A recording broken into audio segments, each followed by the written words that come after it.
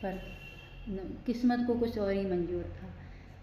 वो अपने मायके में आ गई, मायके में रहने लगी।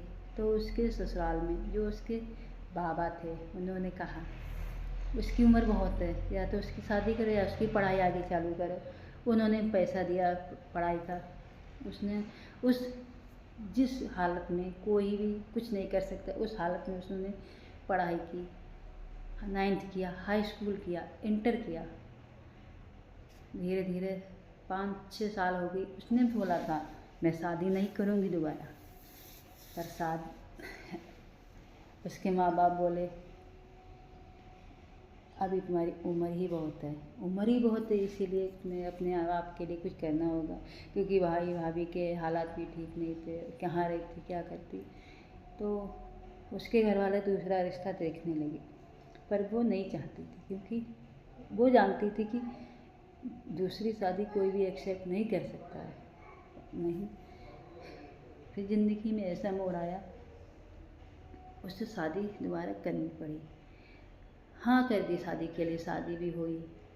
जिस ससुराल में गई वो भी ससुराल बहुत हाई फाई था, बहुत ही बड़ा था।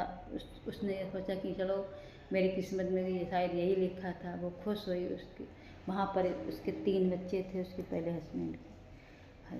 तो हस्बैंड भी बहुत अच्छा था, बहुत उससे, लेकिन ससुराल में उसको इतना बड़ा धोखा मिला, इतना बड़ा धोखा मिला कि वो किसी पे भरोसा करने के लिए तैयारी नहीं है।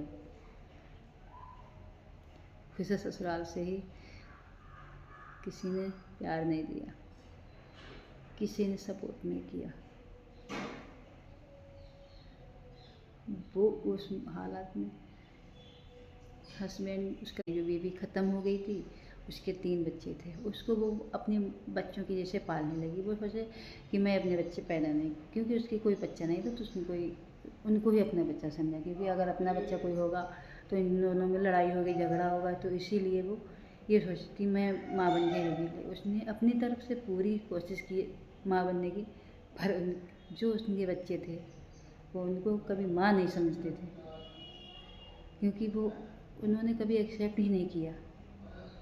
छोटी से छोटी गलती भी अपनी दादी से कहना, ताई से कहना, सबको बताना, पर फिर भी वो सोचती थी चलो कोई बात नहीं, समझ जाएंगे। लेकिन हाँ, उस लड़की के अंदर भी एक कमी थी, वो गुस्सा बहुत करती। उससे गुस्सा जब आती थी तो वो अच्छा बुरा कुछ नहीं सोचती थी, क्योंकि उसने सिर्फ नफ़रत ही देखी है। मोहब्बत तो उसे कभी मिली ही नहीं, प्यार तो उसे कभी मिला ही नहीं था। कितना वो संभालती, क्या करती।